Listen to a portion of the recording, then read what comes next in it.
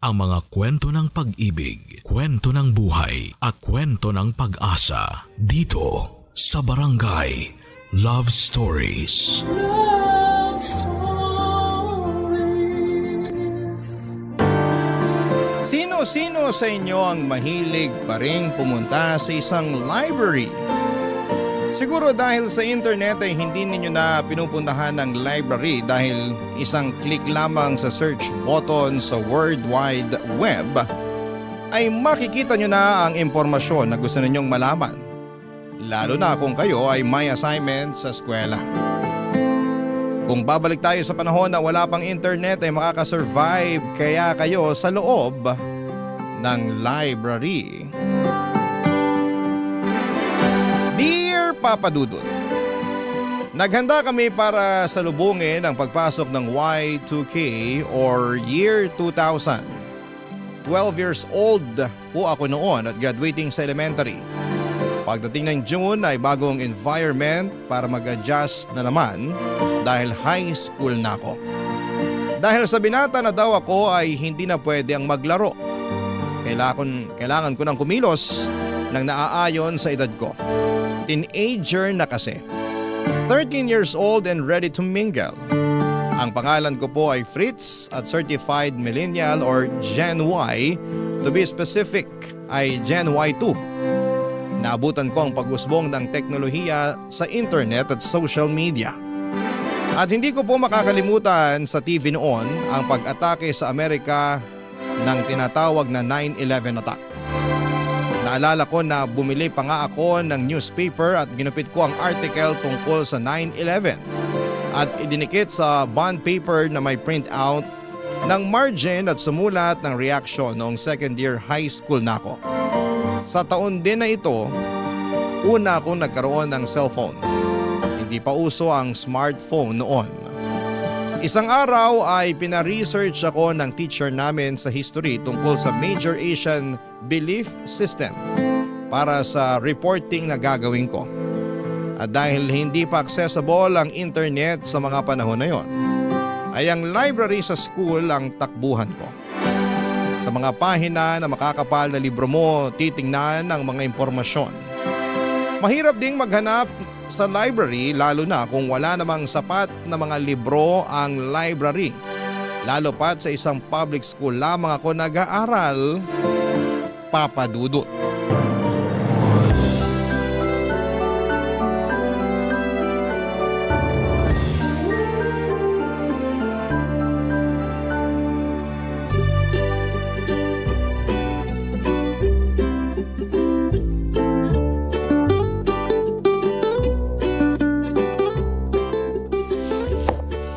Ito ang Asian History Book. Yun! Salamat, Dario. Tinan mo to, Fritz. Ano ba yan? Grabe ka naman makatawa. Hinaan mo boses mo, baka pagalitan tayo ni Mrs. Cruz. Reproduction, tingnan mo. Manyak talaga nito. Pinag-aaralan ko kaya to. Anong manyak dyan? Nag-aaral ako ng biology natin. Mukha mo. Alam ko iniisip mo, no? Ito. Tingnan mo. Ano ba yan? Ganito palang itsura kapag nanganganak ang babae. Nako, ikaw talaga. Parang ang sakit ah. Hindi lang parang. Masakit talaga. Sabi nga ni Mama, parang ikamamatay daw niya eh. Sobrang sakit daw nung ipinanganak niya ako. Buti lalaki tayo. Bakit takot ka sa sakit? Ibukla ka pala eh. Ito naman? Kaya dapat lang nating mahalin ang mga nanay natin. Tama. Sige na, mamaya ka na mangulit dyan. Mag-research pa ako ng report ko sa history. Huwag mo na muna ako istorbohin. O sige.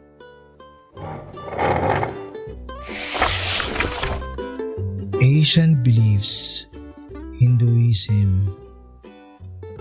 Oh, ano tong nakasulat dito? Hello, you want to know me? Turn to page 82. Page 82? Oh, nakasulat ulit. Ay, sorry. Turn to page 204. Ganun? Sige na. O, ito na. Gusto mo bang magkaroon ng kaibigang babae na mabait? Turn to page 306. Kulit nito ah. Fritz, para kang baliw dyan.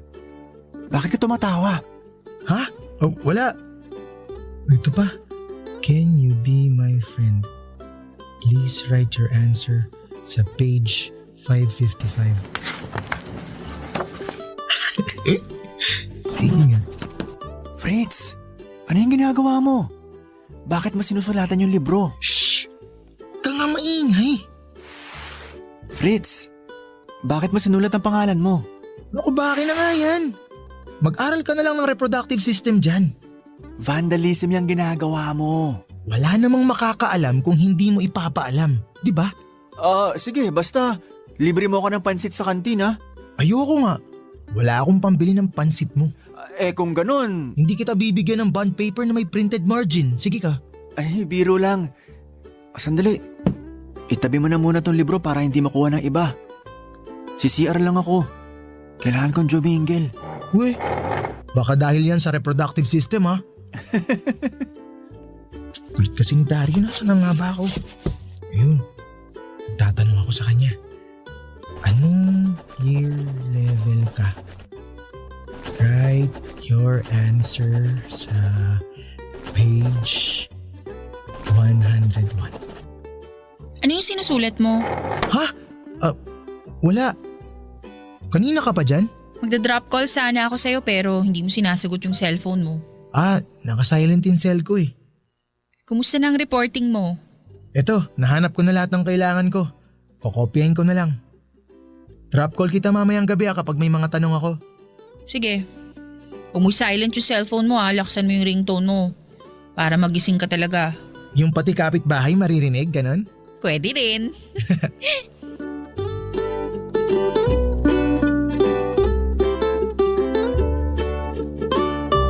Si Dario ay kapitbahay ko at classmate ko na simula pa elementary.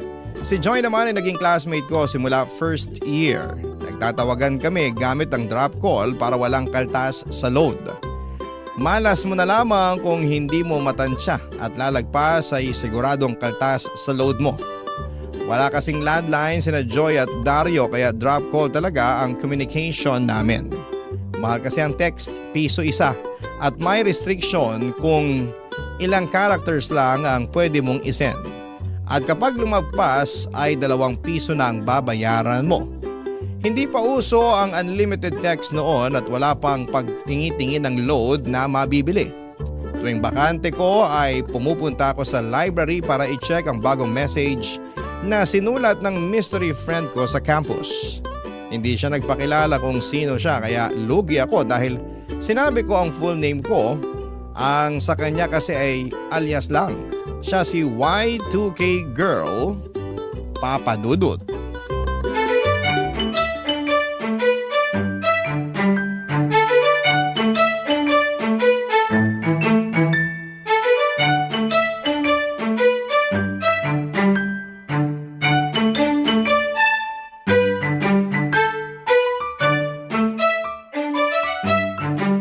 Bakit pa tayo nandito sa library? Titingnan ko lang yung Asian history na libro. Wala naman tayong assignment Alam ko, sandali lang to.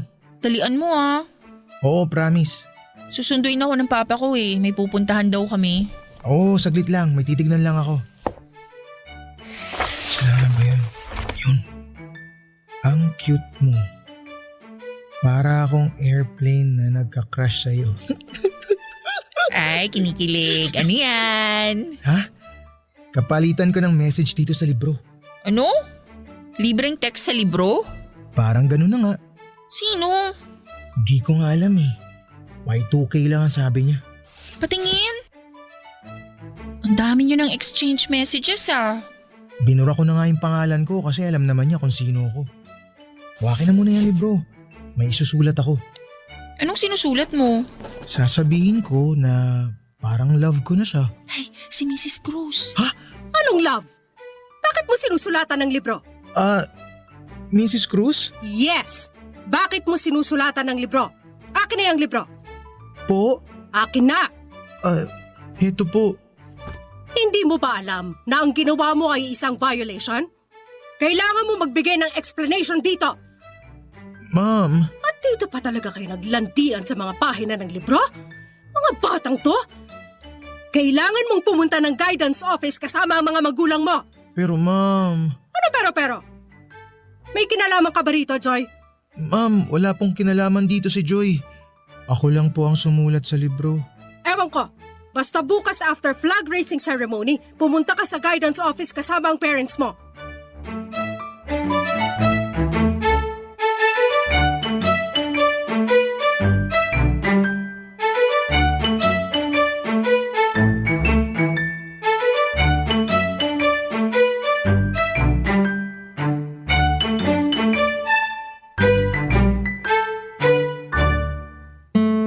Papadudot, kinabukasan ay pumunta ako sa guidance office kasama ang mama ko. Pinapalitan sa akin ang libro ng bago. At pinasulat ako na huwag nang ulitin ang ginawa kong pagsusulat ng libro.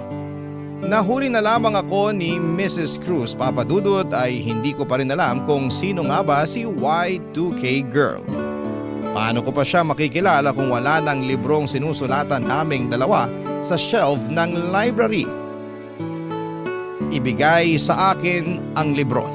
Walang araw at gabi na hindi ko tinitignan ang libro at isang malaking palaisipan pa rin sa akin. Kung sino nga ba itong si Y2K Girl na madalas kong kausap sa pamamagitan ng pagsusulat sa isang libro sa loob ng library. Barangay Love Stories. Barangay Love Stories. Nami-miss ko si Y2K Girl. Iniinis nga ako ni Dario at Joy na baka pinagtitripan lamang ako pero hindi ako naniniwalang pinagtripan ako. Sa tingin ko talaga ay sincero si Y2K Girl nang sinabi niyang gusto niya ako. Ang hindi niya pagpapakilala sa akin ay tila nangangahulugang wala siyang self-confidence sa sarili at takot siyang ma-reject ko. Pakiramdam ko, Papadudot, ay dapat bigyan ko ng pansin si Y2K Girl dahil kailangan niya ako. Natutokso akong sulatan ng kahit na anong libro at ilalagay ko sa dating kinakalagyan ng Asian History Book. Natutokso din po akong iwan ko ang librong pinagsulatan naming dalawa para magpatuloy ang aming exchange messages. Papadudot.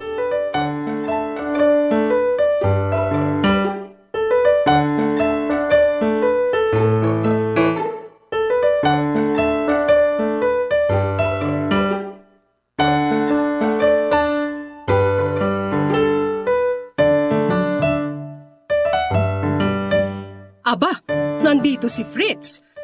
Huwag sulatan ng mga libro. Si ma'am talaga. Pinapaalalahanan lang kita. Hindi na po mauulit yun, ma'am. Buti naman. Teka, nahanap mo na ba yung Y2K girl? Si ma'am naman eh. Anong si ma'am ka dyan? Umupo ka na at huwag maingay. Pag nakita kong humingiti ka habang kaharap ang libro, alam ko nang may ginagawa ka na namang kakaiba. Si ma'am naman mapanghusga. Hindi naman. Gusto ko lang na ang libro na hindi mo pag-aari hindi mo sinusulatan. Sige na, kung may i-research ka, hanapin mo na yung libro at gawin mo na ang assignments mo. Sige po, ma'am.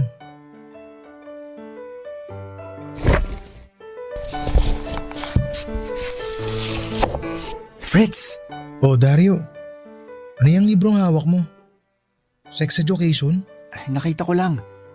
Nakatago dun sa sulok. Ikaw talaga kapag ganyan, ang talas ng mata mo, no? Grabe ka naman, Mang Judge. Tulungan mo na lang akong hanapin yung libro para sa topic ko sa math. Tagahanap talaga ako ng libro, ha? Dun ka kaya kay Mrs. Cruz maghanap? Nang aasar talaga to. Sandali lang. Hanapin ko. Sure ako na nandito lang yon. Ah, ito oh. Patingin ako. O ito nga. Uy, Bakit ka natulala dyan? tingnan mo. Nagsulat ulit si Y2K girl. Ano? Kaklase kaya natin siya? Alam niya yung report ko eh. Oh, bakit ka tumitingin sa akin? Teka, Ikaw ba to? Hindi ah. Alam mo, bad trip kung ikaw to. Believe me, hindi ako yan. Sino kaya to? Ano pala nakasulat? Ito. I love you crush. From Y2K girl. Ay, itago mo na. Baka makita pa ni Mrs. Cruz yan. Hindi na ako nag-reply sa libro, Papa Dudut. Isang palaisipan talaga sa akin kung sino siya. Ang alam ko ay kaklase ko siya at kung crush niya talaga ako ay sana'y magpakilala na siya para magkaalaman na. Alam niyo, Papa Dudut, may care kasi siya sa mga messages niya at feeling ko na mahal niya ako. Maliban na lamang kung pinaglololoko niya lamang ako. Papa Dudut, hindi ko alam kung bakit ganito ang nararamdaman ko, pero mahal ko kung sino man si Y2K girl. Gusto ko siyang kilalanin. Buo ang loob ko na alamin kung sino nga ba siya. Dahil sa kanya ay nagkaroon ako ng self-confidence sa sarili na may magkakagusto pala sa akin. Payatot po ako at hindi matangkad at hindi rin ako gwapo. Kaya nung sinabi ni Y2K girl na gusto niya ako dahil hindi sa physical na aspeto ko, alam ko sa isipan ko ay hindi ganon kaganda din si Y2K girl kasi nahihiya siya sa akin. Sana ay makilala ko na talaga siya, Papa Dudut.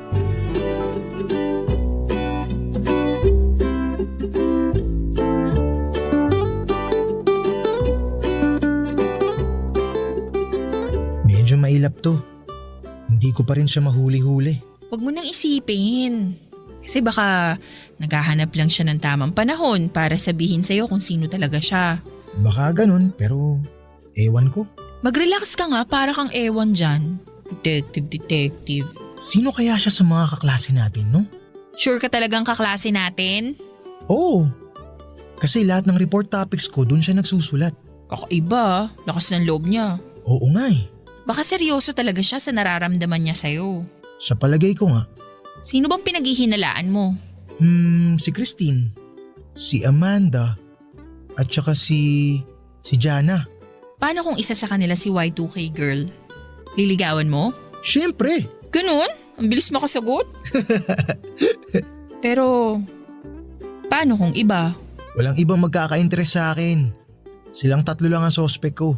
Ay sandali, nag-text yung kagrupo ko. Mag-meeting kami. Iwan muna kita rito, Fritz ha. Bye! Okay, sige. Hay.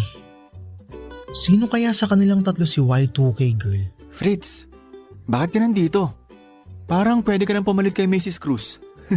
Iniisip ko kasi kung sino kina Christine, Amanda at Jana si Y2K girl. Alam mo, para ka ring ewan. Paano kung hindi silang tatlo? Paano kung bakla? Hoy, habulin ng bakla. Kung hindi isa sa kanilang tatlo at bakla man si Y2K girl, ano naman masama dun? May chance ang bakla? Sino bang bakla sa mga kaklase natin? Si Mark at Louie? Isa kaya sa kanila si Y2K girl? Ewan ko. Huwag mo na lang munang isipin. Magkagrupo tayo. Sa bahay niyo tayo gagawa ng project natin. Kasi may printer kayo eh. Drop call na lang tayo bukas.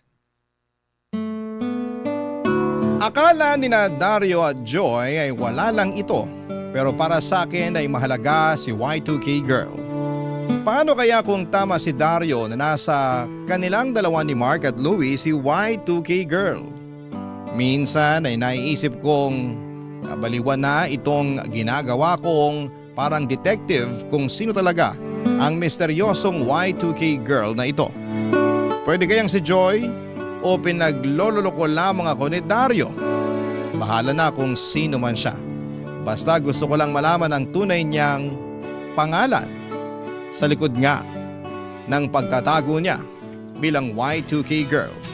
Dahil hiwagang-hiwaga na ako sa pagkatao niya. Kung sino nga ba talaga ang kausap ko sa mga libro. Sino nga ba ang totoong tao sa pangalan na Y2K girl? Barangay Love Stories. Barangay Love Stories. Tinignan ko ang penmanship nila Joy at Dario. Negative. Malayo sa penmanship nila ang sulat kamay ni Y2K Girl. Medyo pangit kasi ang sulat kamay ni Y2K Girl pero magaganda mga mensahe niya sa akin. Pero baka sinadya lang nila kung sino man siya na papangitin ang sulat kamay niya para hindi ko kaagad siya makilala, Papa Dudut. Isang araw ay nakita ko si Dario na nagsusulat sa libro. Kinutuban ako. Kaliwa ang gamit niyang kamay kaya siguro ay hindi ko makilala ang penmanship dahil kaliwa ang ginagamit niya. Tinignan ko ang libro na sinulatan niya at kumpirmado, si Dario nga, si Y2K Girl. Hindi ako makatiis, Papa Dudut. Tinawagan ko siya via drop call ng mga oras na yon.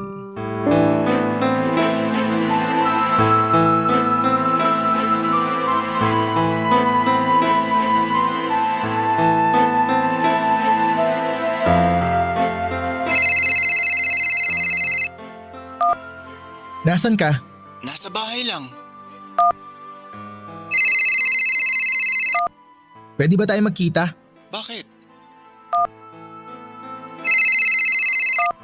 Importante lang. Ganon? Oo,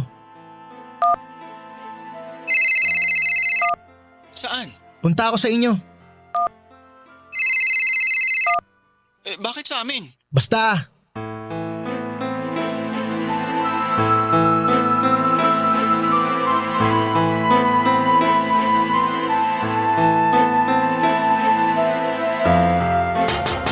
Tao po. Kaya ko na kaya siyang tanungin tungkol kay Y2K Girl? Fritz? Halika, pasok ka. Salamat. Dito tayo sa may puno. May bisita si na mama sa loob eh. Ano bang sasabihin mo sa akin? Tungkol kay Y2K Girl. Anong tungkol sa kanya? Nabasa ko yung message niya sa akin kahapon. Sabi niya gusto na daw niya talaga na maging kami, kaso nahihiya pa rin siya. Baka kasi… Alam mo, alam ko na kung sino siya eh. Talaga?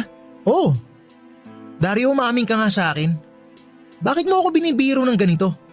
Bakit mo nagawa sa akin to? Uy, Fritz, ano yan ha? Anong ano yan? Nakita kita. Ikaw yung sumulat sa libro. Huwag mo kang pagbintangan. Hoy, sabi mo nga sa akin, bakla ka ba?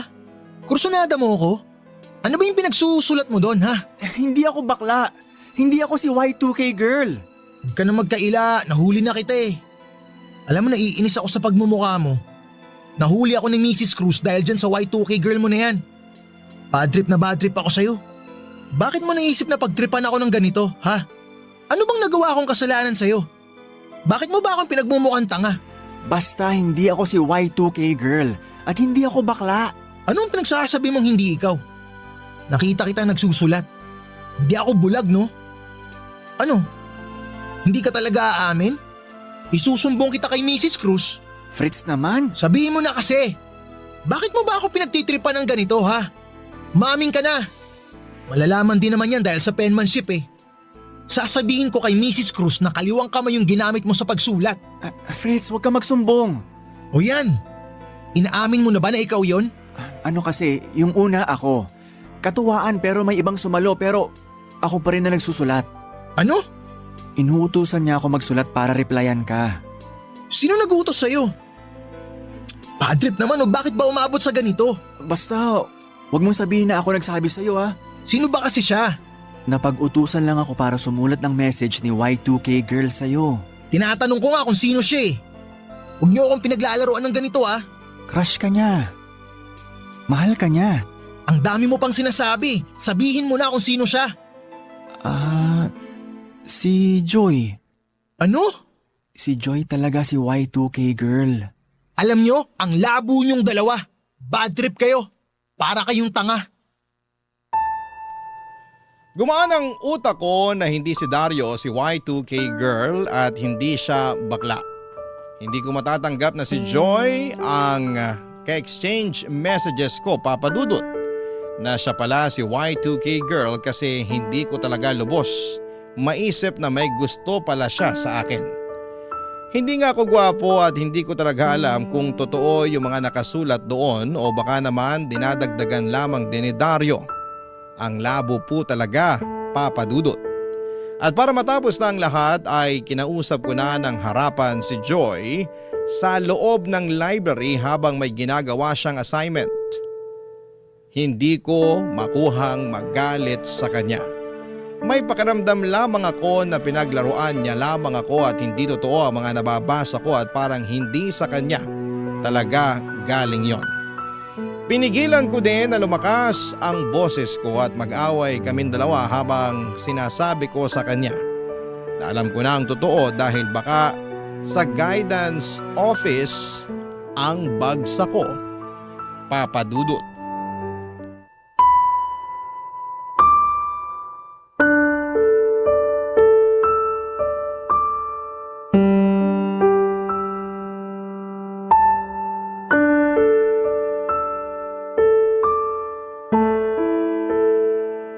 Oh, nandito si Fritz. Huwag sulatan ng mga libro. Ay, hindi namamansin. Anong problema mo?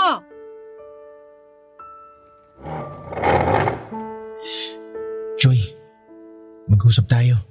Fritz? Alam mo naman na ilang buwan ko nang sinusubukang hulihin kung sino talaga si Y2K girl. Ngayon, kilala ko na siya. Alam mo na pala kung sino siya? Alam mo Joy, ang hindi ko lang talaga alam kung bakit umabot sa ganito. Totoo nga ako si Y2K girl. At totoo yung mga sinasabi ko. Mahal kita. Kung sakaling nagpapatawa ka, hindi nakakatuwa to. Fritz, I'm sorry. Hindi ko kasi alam kung paano sabihin sa'yo eh. Babae ako, hindi magandang unahan ko yung lalaki. Joy naman.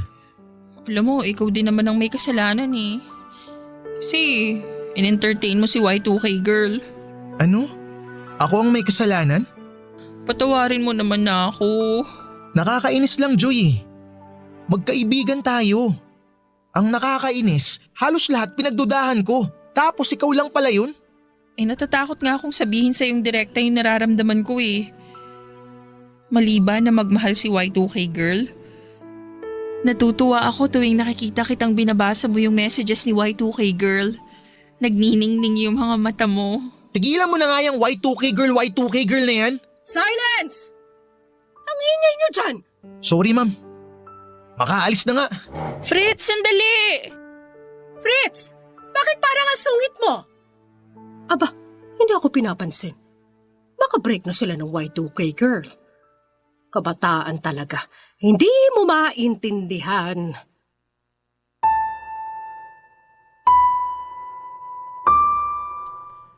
Papadudot nakita ko sa mga mukha ni Joy ang takot habang sinasabi ko sa kanya na hindi ko pa alam kung ako kung ano ang feelings ko sa totoong Y2K girl. Alam mo Papadudot, ang sama ng ginawa ko, na konsensya ko. Binalikan ko ang mga naisip ko dati na ikinatuwa ko kay Y2K girl. Pinasaya niya ako sa mga messages niya. May puwang si Y2K girl sa puso ko. Tama si Joy na kumikinang ang mga mata ko tuwing nagbabasa ako ng reply niya sa akin, kaya kinausap ko ulit si Joy at nagsorry ako sa kanya. Ang sabi ko sa kanya na na-appreciate ko ang paghanga niya sa akin at naging kami na nga Papadudot. Hindi na namin kailangan ng libro para sulatan ang messages namin sa isa't isa dahil naging kampante na kami na sabihin ng personal kung ano man ang nararamdaman namin. Pag-ibig lang naman ang ibinigay niya sa akin kaya't nararapat lang na suklian ko din siya ng tunay na pag-ibig. Masaya akong siya ang naging asawa ko at ngayon ay 32 years old na ako ay parang kahapon lamang ang lahat na nangyari sa library at ang pag-uusap namin. Ang pag-usbong ng pag-iibigan namin, ang inyong kapuso at kabarangay, Fritz. Nakakaantig naman talaga ang ating kwento. Ikaw ba, kabarangay? Nakarelate ka ba sa story natin ngayon? Kwentuhan naman tayo dito sa comment section.